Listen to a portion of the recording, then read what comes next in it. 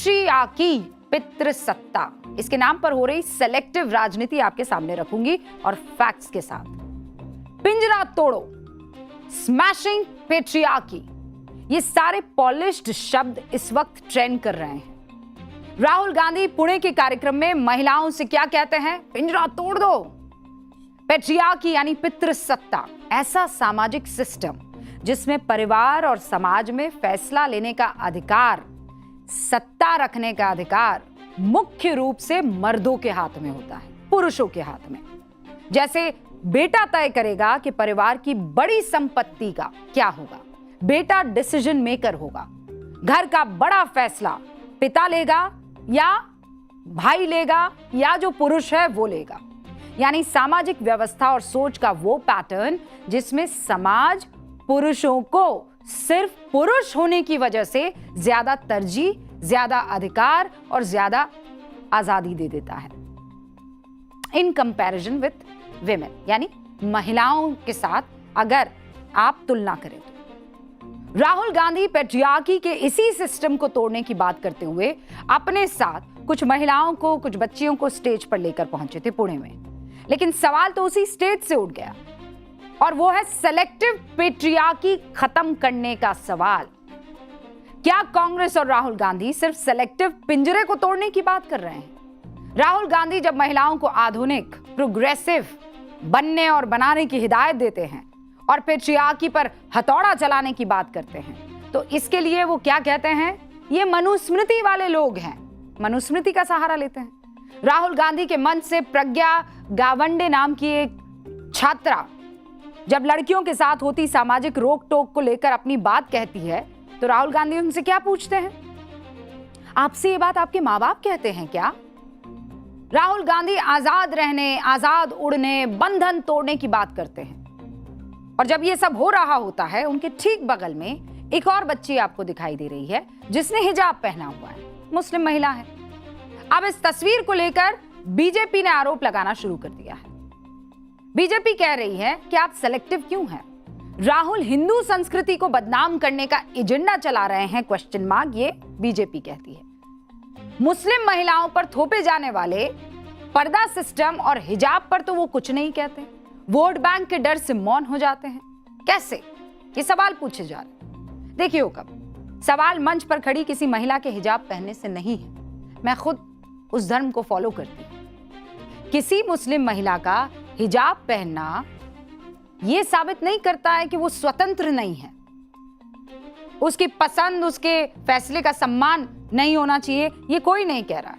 ये इस लोकतंत्र ने आपको आजादी दी है कि आप क्या पसंद करते हैं पहनना। लेकिन असल सवाल यह है कि क्या यह वाकई खुद का लिया फैसला है? अगर स्मैश पेट्रियार्की का मतलब हर उस सामाजिक व्यवस्था को चुनौती देना है जो महिलाओं की पसंद और स्वतंत्रता को सीमित करती है, तो क्या यह सिद्धांत हर समुदाय, हर धर्म, हर सामाजिक परंपरा पर लागू नहीं होना चाहिए? पिंजरा अगर राजनीतिक विरोधी के घर में हो तो उसे तोड़ देंगे, लेकिन वही पिंजरा अपने वोट बैंक के घर पर हो तो चुप हो जाएंगे। अपनी सुविधा वाली पेट्रियार्की को तो चैलेंज करेंगे और जो वोट बैंक की पेट्रियार्की है उसे कबूल है कह देंगे। सवाल है, क्या स्मैश पेट्रियार्की एक यूनिवर्सल प्रिंसिपल है या फिर सिलेक्टिव राजनीति का हथियार भर? राजनीतिक मंच से तो केवल इफ एंड बट आपने सुने होंगे, लेकिन असल पिंजरा तोड़ों का बड़ा उदाहरण आया अदालत की चौखट से। जानना चाहते हैं कैसे?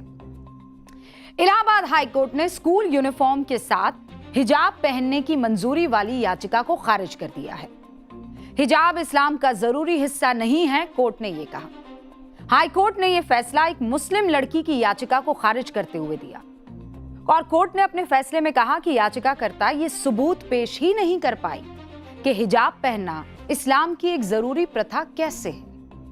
फैसला जस्टिस जहांगीर जमशेद मुनीर और जस्टिस इंद्रजीत शुक्ला की बेंच ने दिया। बेंच ने कहा, कोई छात्रा तय ड्रेस कोड में बदलाव की जिद नहीं कर सकती।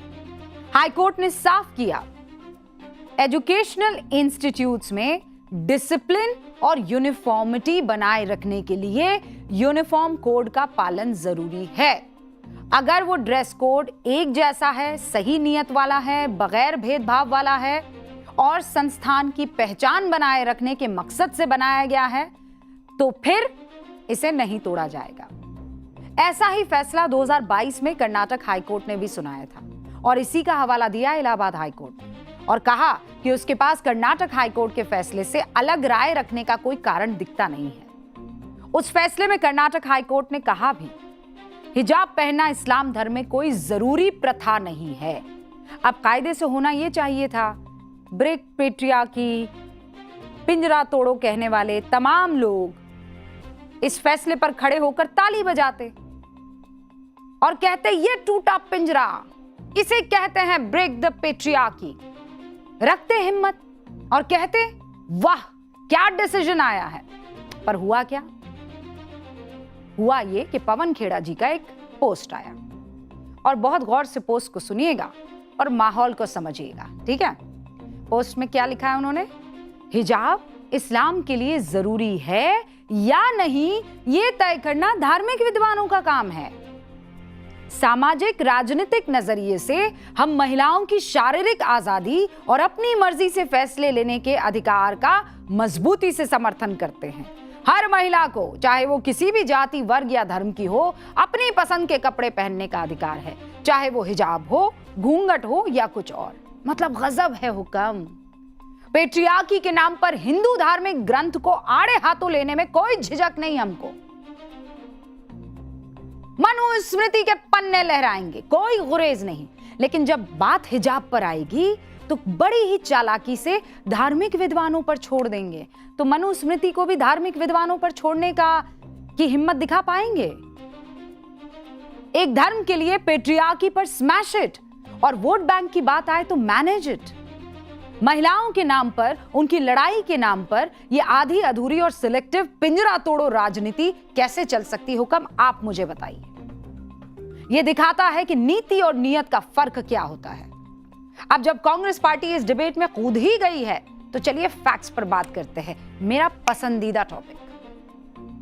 आज महिला क्रांति के झंडा बरदार जितने भी घूम रहे हैं, मैं चैलेंज करती हूं, बाबा साहेब अंबेडकर को वो गलत बताकर उदाहरण पेश करें।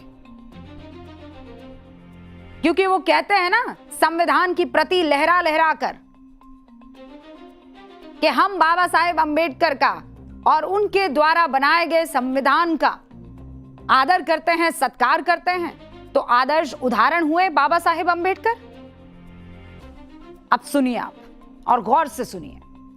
बाबा साहेब भीमराव अंबेडकर सिर्फ दलित समाज की लड़ाई उन्होंने नहीं लड़ी, आधी आबादी यानी महिलाओं की आजादी के लिए भी उसी तेवर के साथ मोर्चा खोला।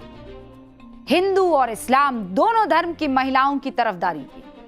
उनकी किताब है पाकिस्तान और पार्टीशन ऑफ इंडिया 1945। उसके कुछ पन्ने में आपके पास लेकर आई हूं। किताब नहीं, किताब के कुछ पन्ने लेकर आई हूं और उसमें कुछ हाईलाइटेड चीजें जो हैं वो भी आपको बता दूंगी।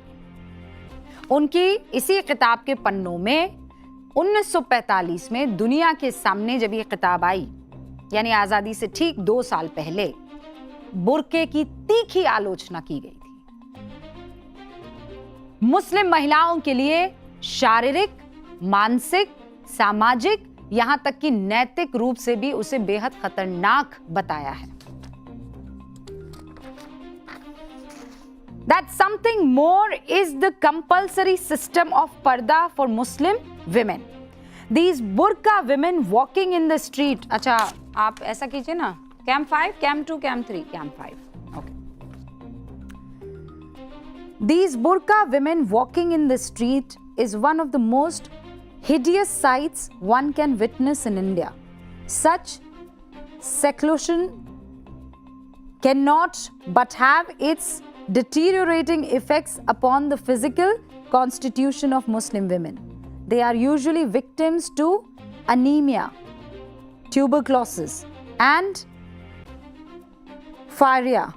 Their bodies are deformed, with their backs bent, bones protruded, hands and feet crooked, ribs, joints, and nearly all their bones ache. Heart palpitation is very often present in them. The result of this pelvic deformity is ultimately death of all the time of delivery. Parda deprives Muslim women of mental and normal nourishment. आगे भी और लिखा है, लेकिन दिलचस्प ये है कि जिन्ना और उनकी पार्टी मुस्लिम लीग ने उस पर कोई हंगामा नहीं किया, क्योंकि जिन्ना और उनकी विचारधारा के लोग ये बात बहुत अच्छे से जानते थे और ये मानकर चल रहे थे कि मुस्लिम महिलाएं पर्दा प्रथा के खिलाफ तो नहीं ही जाएंगी, इस्लामिक पेट्रियार्की का विरोध नहीं ही कर पाएंगी, क्योंकि इस प्रथा को बहुत ही चालाकी से और बड़ी गहराई से मजहबी बुनियाद से बांध दिया गया है। मजहब मतलब बुर्का, मजहब मतलब हिजाब, मजहब मतलब अबाया। आज इलाहाबाद हाई कोर्ट में अगर स्कूल यूनिफॉर्म के साथ हिजाब पहनने की मंजूरी देने की अर्जी लगती है तो इसके पीछे कोई नई सोच नहीं है। कई इस्लामिक रिसर्चर्स ने अपने लेख के जरिए बाकायदा ये बताया है कि कैसे किसी महिला का बुर्का पहनना उसकी अपनी पसंद से ज्यादा कई बार परिवार, समाज और पितृसत्ता के दबाव में लिया गया फैसला होता है। और मैं ये बात हवा में नहीं कह रही। जैसे ही मर्जिया हमीदी टीवी स्क्रीन पर आपके आएगी, आप सारी की सारी सच्चाई समझ जाएंगे। अफगान की रहने वाली मर्जिया हमीदी ताइक्वांडो चैंपियन है। इसी साल जिनीवा समिट में उन्होंने ये बताया कि एक औरत को हिजाब में ढकने की कोशिश एक महिला के दिमाग पर क्या और कैसे असर डालती है। अफगानिस्तान की ये महिला बगैर पर्दे के है, लेकिन जब तक अफगानिस्तान में थी तब तक कैसे दबाव बनाया जाता रहा कि बुर्का पहनना पड़ेगा, और जब पिंजरा तोड़ा तो बात समझ में आई कि खेल तो कुछ और ही था। यही बात आती है चॉइस और फ्री चॉइस के बीच फर्क की। बहुत महीन रेखा है, प्लीज इस बात को समझिएगा। अगर कोई मुस्लिम महिला कहती है कि मैं अपनी मर्जी से बुर्का या हिजाब पहनती हूं, तो सवाल यह है कि क्या उसके पास बुर्का या हिजाब ना पहनने की भी उतनी ही आजादी थी या है? इस सवाल के साथ फिर मैं बाबा साहेब अम्बेडकर की किताब पाकिस्तान और पार्टीशन ऑफ इंडिया 1945 के एक और पन्ने पर आती हूं। उनकी इस किताब में भारत और पाकिस्तान के बंटवारे का दर्द तो है ही, लेकिन मुस्लिम महिलाओं को बुर्के में बंद रखने की सोच का भी तगड़ा विरोध है। इस किताब के 10वें चैप्टर के पेज नंबर 231 पर वो क्या लिखते हैं, ठीक है? अच्छा, मेरे पास पन्ना है और उसको मैंने हिंदी में, मेरी टीम ने आपके लिए यहां पर लिखा हुआ है। सड़कों पर चलती हुई ये बुर्का पहनी महिलाएं भारत में देखे जा सकने वाले सबसे भयानक दृश्यों में से एक है। ये मेरे शब्द नहीं है, मैं फिर कह रही हूं, बाबा साहेब के शब्द हैं। पर्दा प्रथा मुस्लिम महिलाओं को मानसिक और नैतिक पोषण से वंचित कर देती है। पर्दा प्रथा की वजह से मुस्लिम महिलाएं दूसरी जातियों की महिलाओं से पिछड़ जाती हैं, किसी भी तरह की बाहरी गतिविधियों में भाग नहीं ले पाती हैं, जिसके चलते उनमें एक प्रकार की गुलामी और हीनता की मनोवृत्ति बनी रहती है। फिर कह रही हूं, ये मेरे शब्द नहीं है। उनमें ज्ञान प्राप्ति की इच्छा भी नहीं रहती। हो सकता है मैं इस बात से इत्तेफाक ना रखती हूं, लेकिन लिखा है बाबा साहब, क्योंकि उन्हें यही सिखाया जाता है। वो लिख रहे हैं कि वो घर की चार दीवारी के बाहर बाकी किसी बात में रुचि ना लें। उस वक्त की महिलाओं में ऐसा देखा गया होगा। पर्दे वाली महिलाएं आमतौर पर, वो कितने भयंकर शब्दों का इस्तेमाल कर रहे हैं बाबा साहेब भीमराव अंबेडकर, आप देखिए क्या लिख रहे हैं। पर्दे वाली महिलाएं आमतौर पर डरपोक, निस्सहाय, शर्मीली और जीवन में किसी भी प्रकार का संघर्ष करने के अयोग्य हो जाती हैं। ये लिख रहे हैं। They have no desire for knowledge because they are taught not to be interested in anything outside the four walls of the house. Parda women in particular become helpless, timid and unfit for any fight in life. आप समझ लीजिए वो क्या कह रहे हैं। Helpless, लाचार, timid यानी घबराई हुई, unfit पाई जाती हैं वो महिलाएं, ये बाबा साहेब कह रहे हैं। भारत में पर्दा करने वाली महिलाओं की विशाल संख्या को देखते हुए कोई भी आसानी से ये समझ सकता है कि पर्दे की समस्या, फिर आप कहेंगे ये समस्या कैसे हो सकती है मैडम? ये मैं नहीं कह रही हूं, ये बाबा साहेब के शब्द हैं। पर्दे की समस्या कितनी व्यापक और गंभीर है। बाबा साहेब अंबेडकर ने तब जो कहा था, आज भी उसमें बहुत ज्यादा आप अंतर अगर देखें तो बता दें। मशहूर अमेरिकी एजेंसी आप जानते हैं प्यू रिसर्च सेंटर ने एक डिटेल्ड रिसर्च की और उस रिसर्च में क्या निकल कर आया कि भारत की लगभग 89% मुस्लिम महिलाएं घर के बाहर निकलते वक्त सार्वजनिक रूप से अपना सर ढकती है। अब सर ढकना जो है, आप ज्यादातर चाहे वो हिंदू हो कि मुस्लिम हो कि सिख हो कि ईसाई हो, आप उन्हें सर ढके हुए देखेंगे हिंदुस्तान में। लेकिन करीब 64% मुस्लिम महिलाएं बुर्का पहनती हैं, 12% नकाब और 8% महिलाएं हिजाब का उपयोग करती है। प्यू रिसर्च सेंटर की यह रिसर्च सिर्फ मुस्लिम महिलाओं पर नहीं है, हिंदू महिलाओं में भी पर्दा प्रथा की एक डिटेल रिसर्च हुई, उसका हिस्सा भी इसमें है। क्या कहता है वो डेटा? अगर सभी धर्मों को मिलाकर बात की जाए, तुलनात्मक रूप से भारत में कुल 61% महिलाओं में सिर ढकने का चलन है। भारत की लगभग 59% हिंदू महिलाएं घर से बाहर जाते वक्त किसी ना किसी रूप में अपना सर ढकती है। सिख महिलाएं 86% सर ढकती हैं। मुस्लिम महिलाएं सर ढकना, देखिए इसको सर ढकना और फिर बुर्का, इन दोनों में अंतर समझिएगा। मुस्लिम महिलाएं 89% है, सिख महिलाएं 86% है और ये जो मुस्लिम महिलाएं 89% है, इसमें 64% महिलाएं, मुस्लिम महिलाएं बुर्का पहनती हैं। अब एक इंटरेस्टिंग बात आप समझिए, इसी पीयू रिसर्च में ये बताया गया कि इस दौर में कुछ समय में ये देखा गया, सबसे ध्यान देने वाली बात है कि इस्लाम को छोड़कर बाकी सारे धर्मों में पर्दा कबूल करने वाली महिलाओं की जो संख्या है ना, वो घट रही है, तेजी से घट रही है। इस पेट्रियार्की को ब्रेक करने की जरूरत नहीं है क्या? मैं आपसे ये प्रश्न पूछ रही हूं। अगर स्मैश पेट्रियार्की का नारा भारत में बड़ा बदलाव लाने के इरादे से राहुल जी ने दिया है, तो उन्हें बाबा साहेब अंबेडकर की किताब, उनकी बातों पर गौर करने की क्या जरूरत नहीं है? उन्होंने उसी किताब में लिखा कि बुर्के के जरिए मुस्लिम महिलाओं को जिस तरह पूरे समाज से काटा गया, उससे उनकी सेहत पर बुरा असर पड़ा। मैंने पढ़कर सुनाया। कमजोर, बीमारियों का घर बना दिया, खून की कमी, एनीमिक हो जाती है, टीबी, पीठ झुक जाती है, हड्डियां उभर आती है, हाथ पैर टेढ़े हो जाते हैं। ये मैं तब की बात बता रही हूँ, 1945 की। अब तो चलिए मेडिकल सुविधाएं हैं, अब सारी चीजें बदल रही हैं, लेकिन उस जमाने में इसको भी बाबा साहेब अंबेडकर ने पहनावे से जोड़ा था। शारीरिक विकृति का नतीजा प्रसव के दौरान असमय मौत हो जाना। अंबेडकर किताब नहीं लिख रहे हैं, बुर्के में रहने वाली मुस्लिम महिलाओं की डॉक्टरी रिपोर्ट जो है वो बता रहे हो, ऐसा लग रहा है।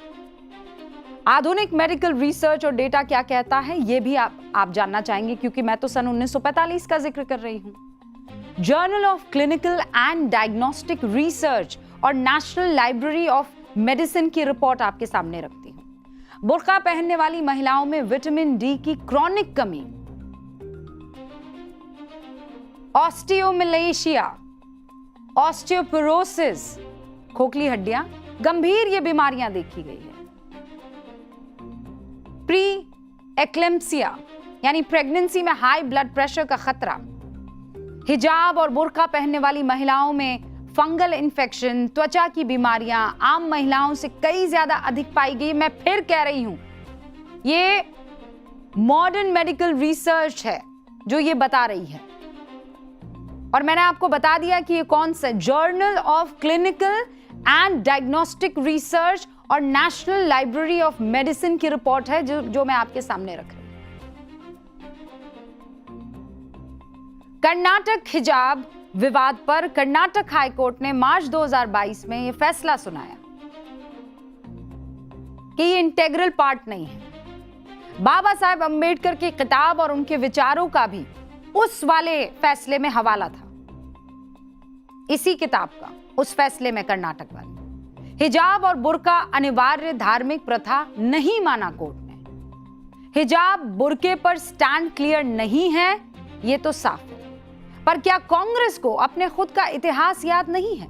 महिला सशक्तिकरण को स्मैश पेट्रियार्की के नाम से झाड़ पोंछ कर उसकी रीब्रांडिंग करके परोस तो दिया इन्होंने, लेकिन क्या राहुल जी शाहबानो को भूल गए हैं?